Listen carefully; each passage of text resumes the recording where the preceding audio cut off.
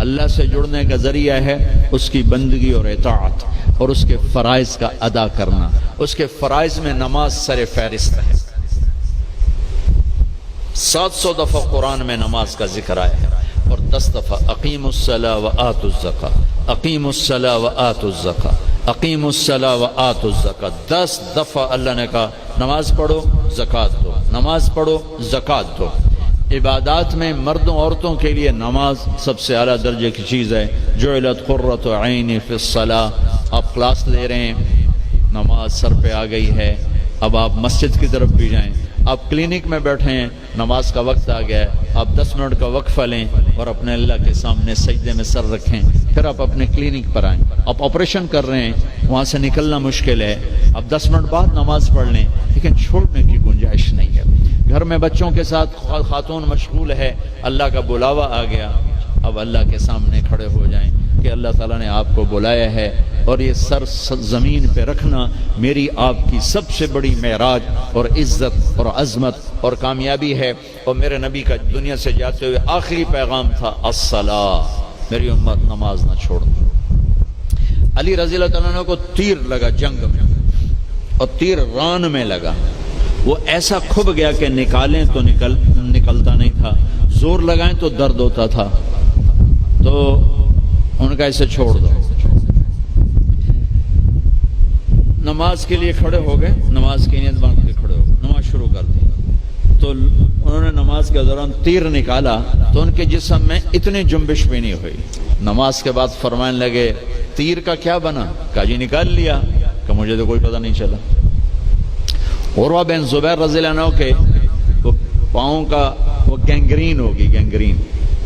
تو وہ ڈاکٹروں نے کہا جی اب یہ کاٹنا پڑے گا، نہیں کاٹا تو آگے اوپر جائے گا سارا. ان کا ٹھیک ہے کاٹ دو. کہ پھر آپ شراب پی لیں تاکہ آپ بے ہوش ہو جائیں، پھر ہم کاٹ دیں. فرمانے لگے کہ شراب اور ایمان ایک پیٹ میں جمع نہیں ہو سکتے. جس پیٹ میں شراب جاتی ہے اس سے ایمان نکل جاتا ہے. تو فرمایا میں ایسا کرتا ہوں، میں نماز شروع کرتا ہوں تو میرا پاؤں کاٹ دینا. تو بیٹھے اور ایک پاؤں ایسے پھیلا دیا اور نماز کی نیت باندھ کے بیٹھ. تو انہوں نے نماز کے دوران ان کا پاؤں کاٹا، اس کی پٹی کی اور ان کا جسم اتنا بھی نہیں ہلا، اتنا. سلام پھیرنے کے بعد کہنے لگے پاؤں کاٹ دیا؟ کہنے لگے جی کاٹ دیا. کہ مجھے تو پتہ نہیں چلا. کہ مجھے دکھاؤ کدھر ہے؟ ان کا یہ ہے.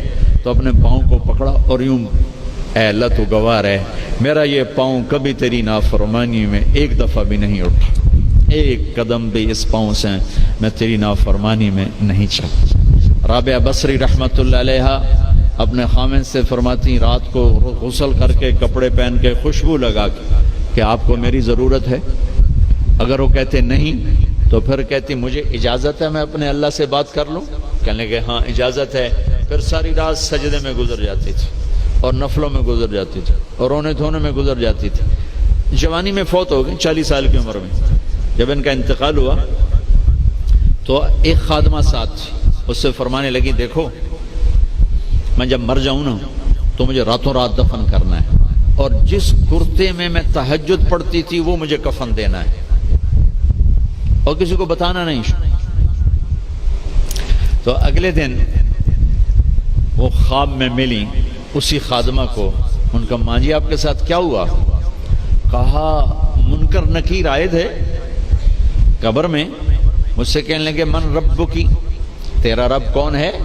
تو میں نے کہا سبحان اللہ، 40 سال جسے نہ بھلا سکی 4 رات زمین کے اندر آ کے اسے بھول جاؤں گی. تو منکر نکیر کہنے لگے چلو اس کا حساب کیا لینا. تو انہوں نے بڑی خوبصورت پوشاک پہنی ہوئی تھی. کہا آپ کا تو کفن وہ تہجد والا کرتا تھا، یہ سبز ریشم کہاں سے آ گیا؟ کہ یہ سبز ریشم مجھے اللہ نے پہنایا ہے اور تہجد کا کرتا لپیٹ کے رکھ دیا گیا ہے. قیامت کے دن میرے اعمال کے اندر اس سے بھی تولا جائے گا، میرا وہ کرتا بھی تولا جائے گا جس میں وہ تہجد پڑھا کرتی تھی. تو اگر ہم تہجد نہیں پڑھتے کم از کم فرض نماز تو ہو جائے.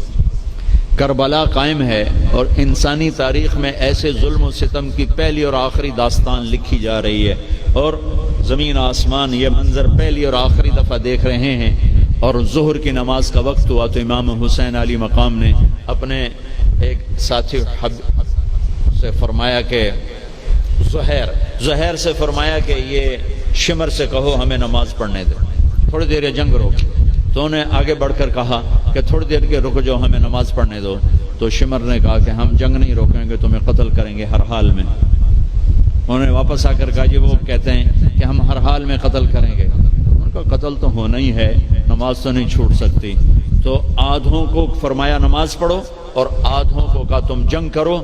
اس خوفناک گھڑی میں بھی نماز نہیں چھوڑ. مجھے میرے رب کی قسم اگر امام عالی مقام نماز چھوڑ دیتے ان کو کوئی فرق نہیں پڑنا تھا.